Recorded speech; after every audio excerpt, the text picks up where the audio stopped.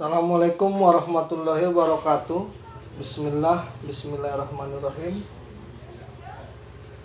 Hari ini kita mencoba membahas tentang HIV atau AIDS ya. Berarti pembahasan ini yang selama ini kita tunggu-tunggu. Insya Allah ini akan kita ulas dari sudut pandang yang berbeda ya.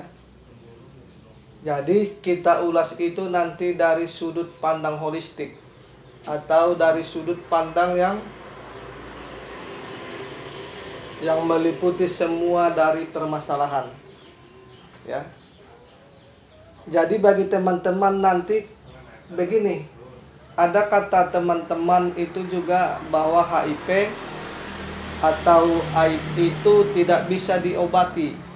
Nah, nanti kita lihat dari sudut pandang barat begini loh, dari sudut pandang holistik begini.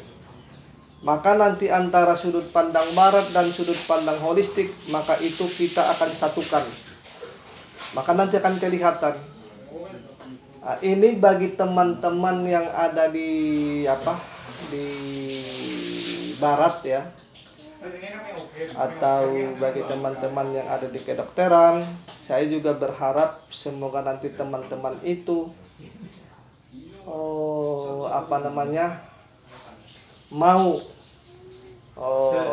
mau kita saling menguatkan ya, saling menguatkan, terus saling berberi pendapat ya, untuk nanti bagaimana kita bersama-sama mengatasi virus HIV ini. Nah, insya Allah sih nanti bisa kita gambarkan ya. Kita bisa gambarkan terus dari sudut pandang yang berbeda. Maka nanti bagi teman-teman pasien bisa melihat perbedaannya di mana, terus nanti kesamaannya di mana. Maka harapan saya antara teori barat nanti dengan teori holistik itu bisa kita satukan. Begitu ya. Nah, ini kita lihat dulu ya. Kita bahas dulu, berarti HIV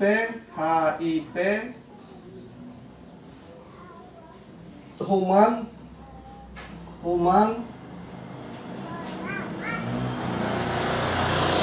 imunitas virus defisiensi ya. Ini AIDS adalah acquired imunitas defisiensi syndrome. Maka kita akan lihat nanti perbedaannya, perbedaan AIDS dan perbedaan HIV. Ini yang disebut HIV dan ini yang disebut AIDS ya.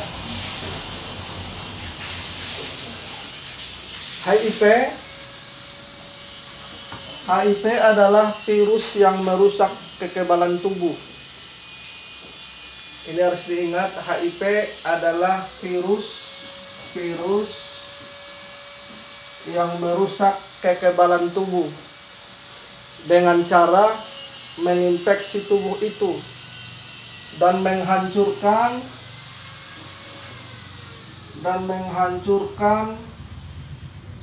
CD4+ ya. Jadi HIV itu virus yang menyerang kekebalan tubuh dengan cara menginfeksi tubuh itu dan menghancurkan CD4 itu ya. Bila nanti sel-sel yang ada di CD4+ ini lemah atau hancur,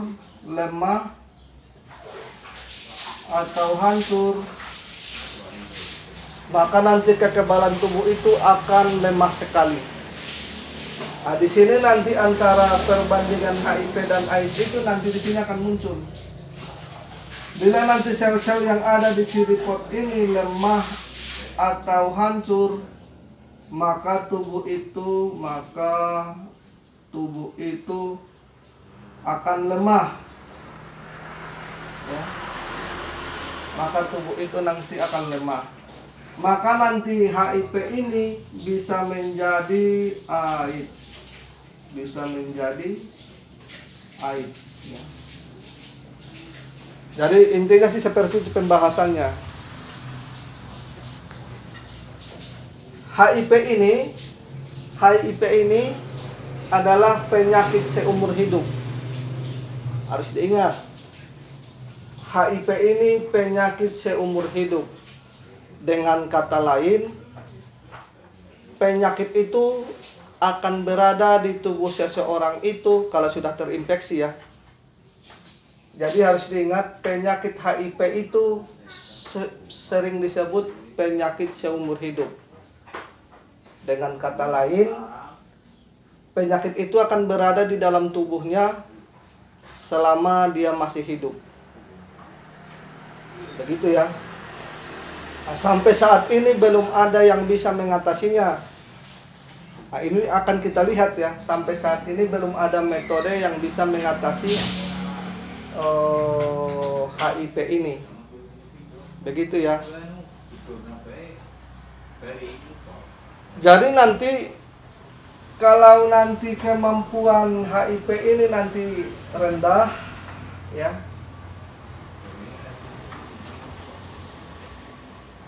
Jadi nanti bila HIV ini virus yang menyerang kekebalan tubuh dengan cara menghancurkan CD4. Bila nanti sel-sel yang ada di CD4 ini hancur atau lemah, maka tubuh itu akan lemah sekali. Maka nanti HIV itu akan berubah dia jadi AIDS. HIV itu penyakit seumur hidup. Dengan kata lain, penyakit itu akan berada di dalam tubuhnya seumur hidupnya. Ya. Nah, sampai sekarang pun belum ada metode untuk mengatasi virus HIV ini. Nah, tetapi ada obat yang selalu diberikan, ya, yang selalu diberikan untuk mengatasinya atau untuk memperlambat proses virus itu berjalan. Begitu ya. Ini yang pertama.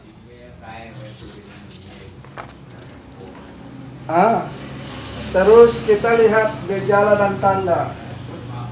Gejala dan tanda orang baru terkena virus HIV. Yang pertama, dari baru dia kena ya, sampai nanti 1 minggu sampai 6 minggu, maka akan terjadi flu ringan. Flu ringan ya, atau batuk, lemah ya. Ini yang pertama. Berarti 1 sampai 6 bulan itu nanti gejala itu akan muncul flu ringan atau batuk. Terus nanti di 7 minggu, yang kedua, 7 minggu sampai 10 minggu, maka nanti akan muncul gejala yang lain, seperti kembung, mual, tidak nafsu makan, perut kembung ya, daya tahan tubuh melemah. Nah, ini nanti tergantung, kalau kasus ini nanti tergantung daya tahan tubuh yang ada di dalam. Yang kedua nanti dia terikat dengan pola makan. Seberapa cepat virus itu nanti akan masuk, akan menyerang tubuh itu ya. Ini yang pertama. Yang kedua nanti di sini akan timbul penyakit yang lain. Ya, maka ini di sini nanti akan muncul lagi ya. Tuh, ini yang pertama, ini yang kedua ya. Terus gejala lain mungkin tidak dilihat secara nyata ya, tidak terlihat secara nyata. Tetapi kadang sebagian orang begini, sebagian orang seperti yang kita ketemu di lapangan ya, sebagian orang itu dia akan mengetahui nanti tubuhnya terkena penyakit HIV atau AIDS ya, setelah dia terkena penyakit yang lain. Maksudnya begini, biasanya yang teman-teman yang sudah kita obati itu awalnya dia tidak tahu bahwa memang dirinya terkena penyakit HIV. Tetapi setelah dia berobat ke dokter atau ke rumah sakit, maka setelah keluar diagnosanya baru dia tahu, oh ternyata saya kena penyakit HIV. Nah, biasanya begitu. Jadi dengan seiring berjalannya waktu selama ini, sebelum diagnosa bahwa dia terkena penyakit HIV, maka virus itu akan berjalan menggerogoti tubuh itu sampai daya tahan tubuh itu sampai lemah semua. Nah, biasanya begini, biasanya kalau kita ke rumah sakit, biasanya kalau ada gejala begini. Yang pertama, biasanya kalau ada gejala diare ya, diare dalam jangka waktu lama yang tidak sembuh-sembuh, itu yang pertama. Yang kedua, biasanya bila ada seseorang itu kena penyakit ya, kena penyakit tetapi kita tidak tahu asal usulnya dari mana, tetapi penyakit itu ada, maka diceklah biasanya si reportnya. Terus yang ketiga biasanya kita tidak tahu penyakit itu penyakit apa, tetapi semakin hari itu badan itu semakin kurus, maka dilakukanlah biasanya cek CD port ya. cek CD port, cek CD port plus ya. Jadi biasanya kalau ada seseorang itu yang sering batuk, flu, terus badannya semakin hari semakin kurus, maka itu perlu dicurigai bahwa memang dia, apakah dia itu nanti kena penyakit HIV atau AIDS, ataukah dia memang murni nanti penyakit ini, penyakit yang defisiensi imunitas ya, atau sering disebut ini kelemahan daya tahan tubuh yang menyebabkan sistem itu atau sistem kekebalan itu menjadi lemah semua. Nah, ini juga nanti teman-teman harus memahami ini ya. Ini yang ketiga nih pembahasan kita. Terus yang keempat, perlu kita ketahui juga bahwa penyakit HIV itu bisa muncul, yang pertama akibat hubungan seksual atau akibat hubungan seksual yang bergonta-ganti pasangan. Itu yang pertama. Yang kedua, akibat hubungan seksual atau homoseksual. Ini penyebabnya. Yang ketiga, biasanya bisa masuk dari jarum suntik ya, jarum suntik, atau sering disebut itu dari narkoba. Yang keempat, biasanya ini bisa muncul dari transfusi darah. Biasanya ini nih ya, di luar dari yang lainnya, tapi biasanya ini yang sering muncul.